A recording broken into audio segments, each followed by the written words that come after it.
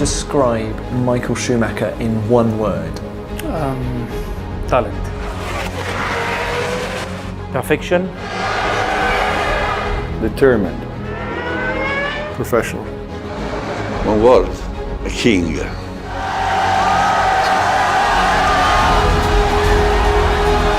More than a king is nothing, no? One word for Michael, the target. He was the guy you needed to beat, you know? That was the thing you needed to achieve.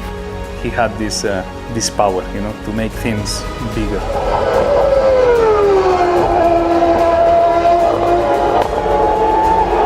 I think the word would be exceptional. I think that his record stands for itself. If I have to describe Michael Schumacher in one word, he will be a hero. He's my hero.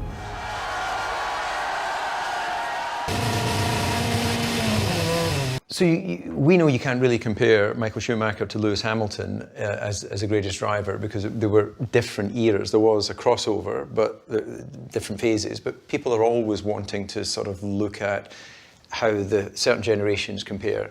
How would you respond to the general public on that? Oh, well, I think that's a difficult one. But I mean, Michael in his time, and I raced against him. I was in the same team. He was his teammate. Yeah, he was special, and he was motivated, and he was fit, and I think he was very fast, and the same with Lewis. But I think not, you know, that you not really can, who's the better one, you know, or would you say who had more luck to drive the fastest car at that time?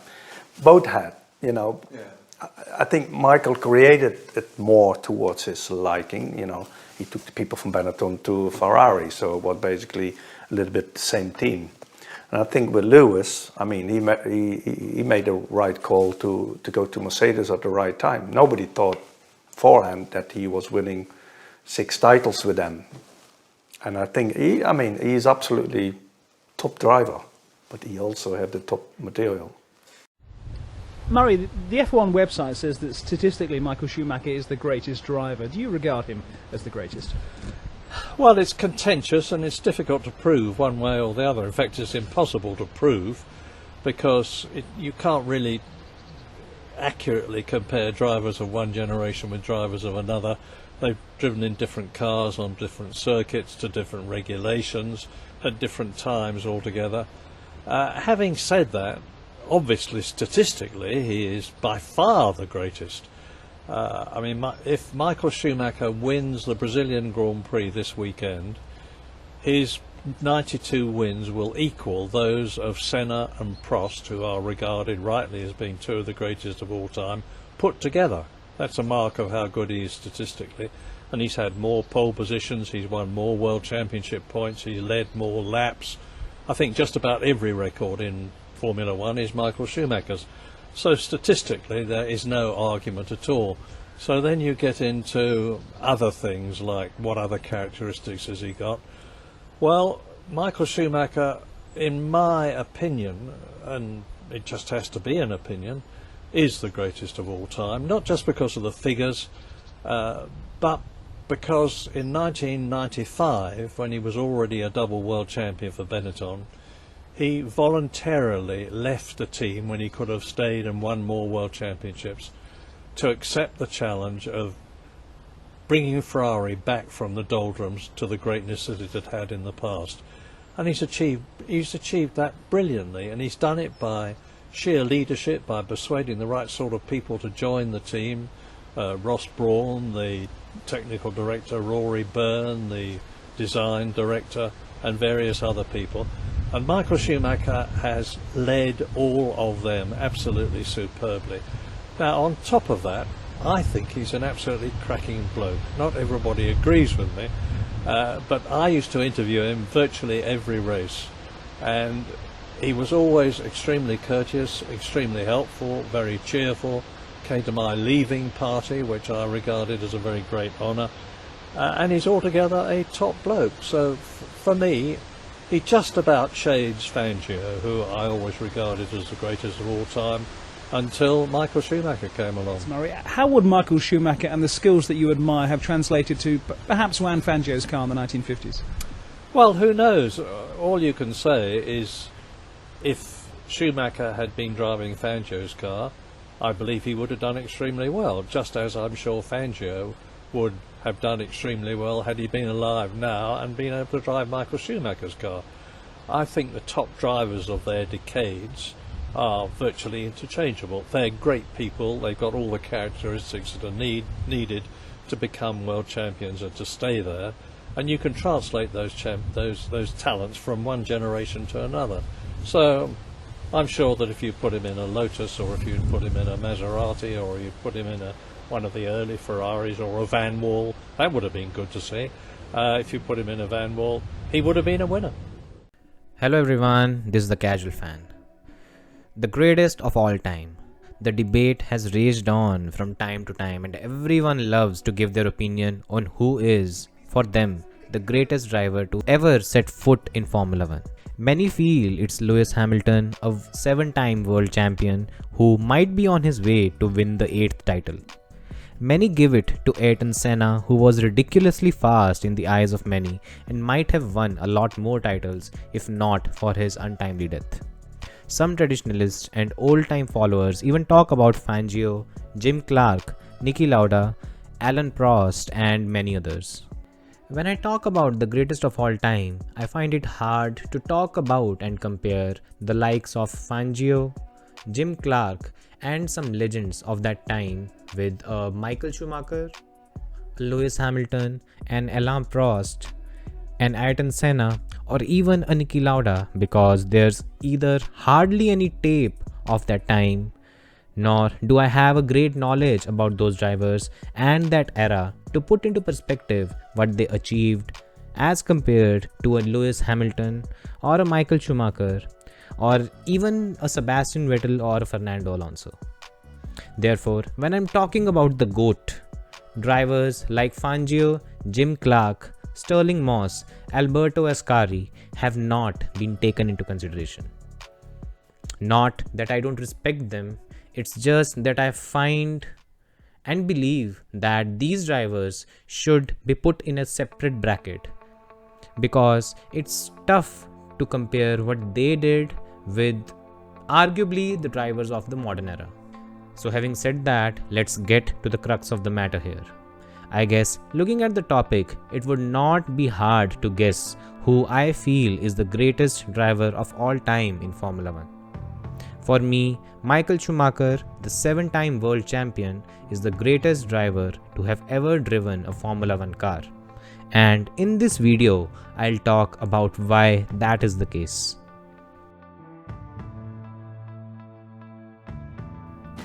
Michael Schumacher made his debut in 1991 and would immediately make his mark with some scintillating drives at Benetton.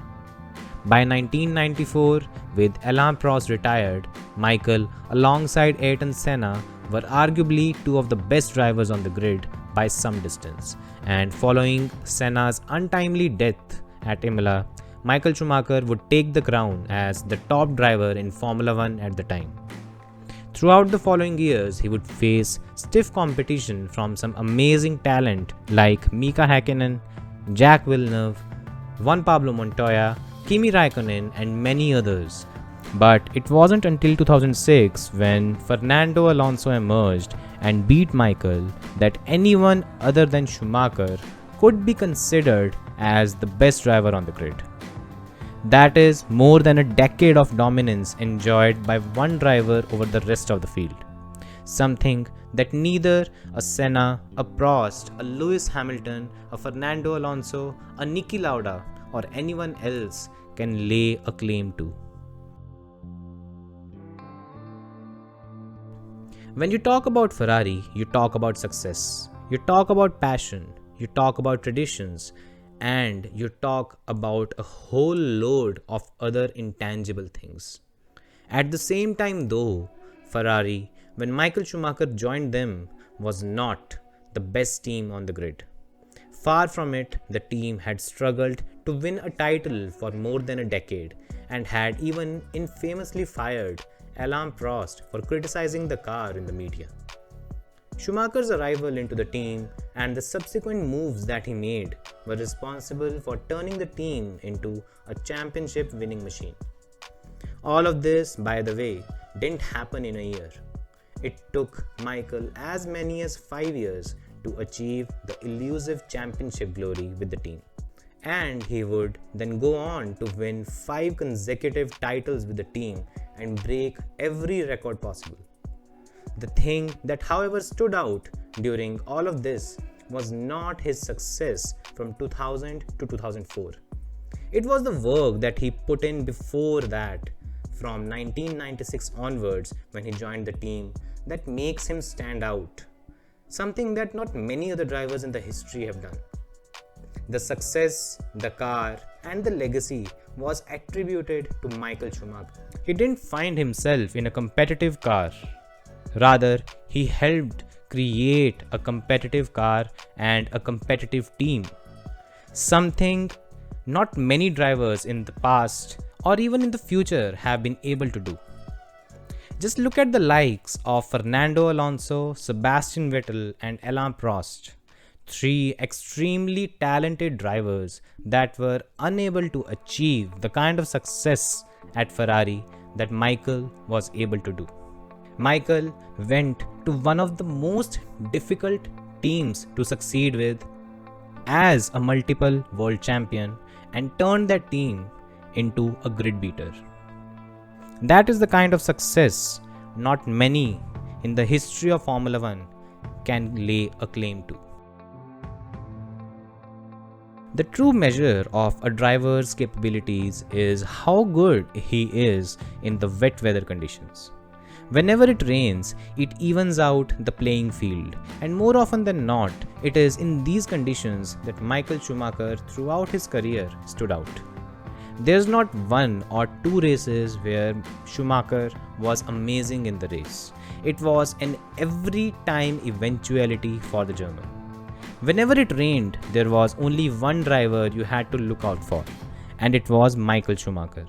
The only other driver that enjoyed such a level of domination over the rest of the field was Ayrton Senna. Senna would be able to find pace and grip in conditions that are usually not conducive for it, and set himself apart by doing that. No other legend, be it Prost or Niki Lauda or a Sebastian Vettel or a Fernando Alonso or a Lewis Hamilton, have been able to demonstrate that kind of dominance in the wet weather that Schumacher was able to. In many ways, it was Schumacher's pace in the wet that exemplified what kind of a talent he was and what kind of a gulf he had in terms of pace over the rest of the field. What makes Michael stand out is not only the fact that he was successful. It's not the fact that he was competitive, but it's the fact that Michael was the very first driver to do all of this for such a long time. He was in championship contention for more than a decade. From 1992 until 2006, he would win a race in every season. That's the kind of stats that you don't see often, and that's the kind of stats that were unprecedented when Schumacher did it. Schumacher was the first driver to bring the aspect of physical fitness into the sport and would inculcate that into his race strategy. In the end, Schumacher was a pioneer in the sport, and it was his best practices that made a difference and progressed the driver skills in the way we see today.